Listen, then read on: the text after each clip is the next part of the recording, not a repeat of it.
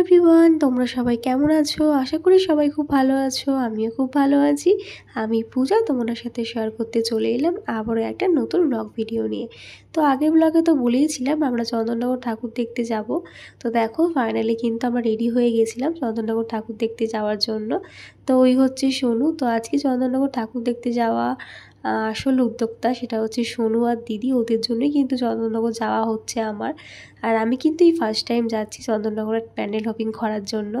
মানে চন্দননগরে এত কাছে থেকেও কিন্তু আমি কোনো দিন যাইনি চন্দননগরের ঠাকুর দেখতে। তো এখন আমরা টোটোয় করে চলে গেছিলাম হচ্ছে জগদ্দল ঘাটে। জগদ্দল ঘাট পার হয়েই কিন্তু আমরা চন্দননগর ঠাকুরগুলো সব প্যান্ডেলগুলো হপিং করব। তো দেখো এখানে ঘাটে এসে দেখি প্রচণ্ড লাইন। তো এখানে লাইন হলে কি হবে, এখানে যারা গার্ড ছিল বা পুলিশরা ছিল ওরা কিন্তু খুব ভালো করে মানে মেনটেন করে সবাইকে লঞ্চ পর্যন্ত পৌঁছে দিচ্ছিল। আর ভীষণ ভালো করে গেছি আমরা, মানে কোনো প্রবলেম হয়নি, কোনো যাতে কারো কোনো বিপদ আপদ না ঘটে তার জন্য কিন্তু এখানে পুরো পুলিশ প্রোটেকশন প্রচুর ছিল। তো এটা কিন্তু মানে জগদ্ধাত্রী পুজোর জন্যই কিন্তু করা হয়েছে। দেখতেই পাচ্ছ কত বাঁশের ব্যারিকেড। আমি তো এক প্রকার এইখানে এই ভিড়টা দেখে ভয় পেয়ে গিয়েছিলাম, কারণ আমি ভাবছিলাম এখানে এত ভিড়, না জানি চন্দননগরে কতটা ভিড় হবে। আর আমরা যেদিনকে গিয়েছিলাম চন্দননগরে ঠাকুর দেখতে সেদিনকে কিন্তু সেখানে অষ্টমী ছিল। তো একে অষ্টমী, তার মধ্যে এত লঞ্চে ভিড়, সেটা দেখে কিন্তু রীতিমতো আমি ভয় পেয়ে গেছিলাম। কি জানি মামামকে নিয়ে আমি কটা ঠাকুর দেখতে পারবো। তো সেই ভয়ে কিন্তু আমি যাচ্ছিলাম চন্দননগরে। এদিকে মনে একটা আনন্দ কাজ করছিল, এদিকে একটা ভয়ও কাজ করছিল। তো যাই হোক, ঠাকুরের নাম নিয়ে বেরিয়েছি, আশা করি ঠাকুরকে দেখতে যাচ্ছি সেটা ভালো করে দেখে ফিরবো। তো দেখো বলতে বলতে কিন্তু আমরা চন্দননগর স্ট্যান্ড ঘাটে চলে আসলাম। আর এই ঘাটটার নাম কিন্তু রানীঘাট। তো দেখো কি সুন্দর এখানে সিস্টেম, এত ভালো লেগেছে না আমার এখানে সিস্টেম। পুলিশরা এত ভালোভাবে আমাদেরকে চন্দননগর এখানে পৌঁছে দিল। তারপরে কিন্তু আমরা হাঁটা শুরু করে দিলাম। আর এখানে কিন্তু মানে এক পা আগালে এক পায়ে ঠাকুর, এত ঠাকুর হয়েছে কি বলবো। মানে আমার এত ভালো লেগেছে। সবচেয়ে ভালো লেগেছে এখানে এই রুলসগুলো। এখানে কিন্তু কোথাও মানে লাইন দিয়ে ঠাকুর দেখতে হয় না বা কোনো ভিআইপি টিকিট কেটে দেখতে হয় না। এই নিয়মটাই কিন্তু আমার খুব ভালো লেগেছে। তার জন্য কিন্তু অতটা ভিড়ও হয় না, মানে ভিড় হলেও সেটা কিন্তু বোঝা যায় না।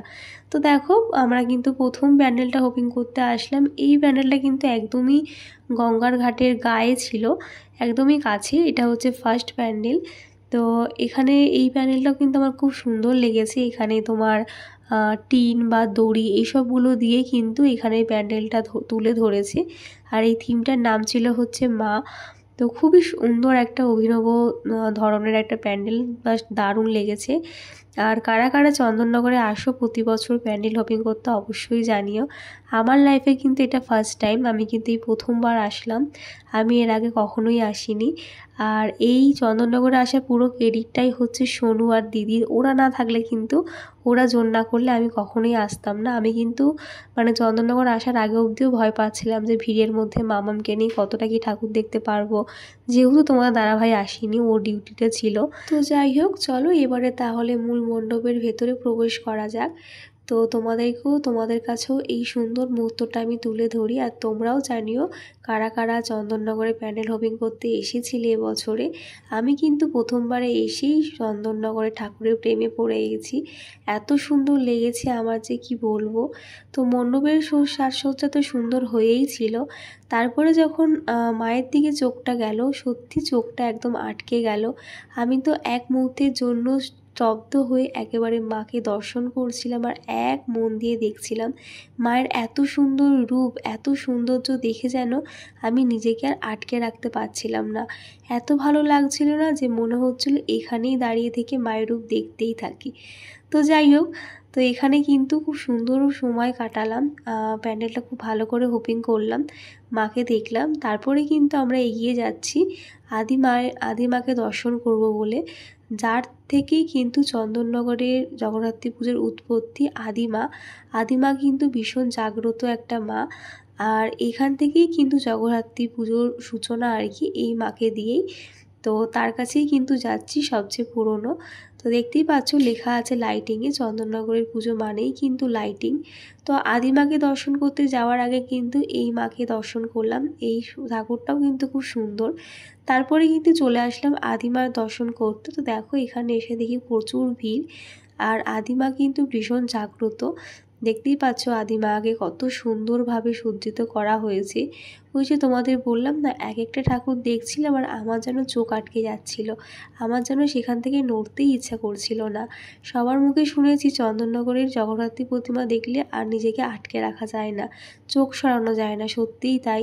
এখানে এসে এক একটা ঠাকুরকে দেখছি আর নিজেকে যেন আটকে রাখতে পারছি না, এত ভালো লাগছিল না, মনে হচ্ছে যে ঠাকুরগুলোর সামনেই দাঁড়িয়ে থাকি।